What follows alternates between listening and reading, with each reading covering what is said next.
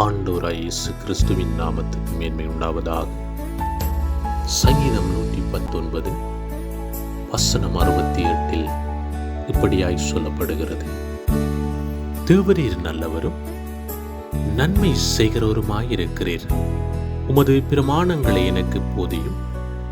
அகங்காரிகள் எனக்கு விரோதமாய் பொய்களை பிணைக்கிறார்கள். நானோ முழு இருதயத்தோடும் உம்முடைய கட்டளைகளை கை கொள்ளுகிறேன் என்று தாவீது ராஜா சொல்லுகிறார். அன்பான தேவஜனமே, கர்த்தர் நல்லவராயிருக்கிறார், நன்மை செய்கிறவராயிருக்கிறார். அவர் நன்மை செய்து சுற்றித் திரிந்தார் என்பதை பார்க்கிறோம். ஆண்டவராய் இயேசு கிறிஸ்து எங்களை விடுதலையாக்கிறவராயிருக்கிறார். அவர் நன்மையின் நாயகன் என்று அழைக்கப்படுகிறார். அப்படியானால் அவரை பின்பற்ற வேண்டுமானால் அவருடைய வார்த்தைகளை தியானிக்கும் பொழுது கர்த்தருடைய ஆவியானவர் எங்களுடைய வாழ்க்கையிலே கிரியை செய்கிறவராயிருக்கிறார். ஆண்டவராய் இயேசு கிறிஸ்து உங்களை ஆசீர்வதித்து உங்களை பாதுகாப்பாராக. God bless you.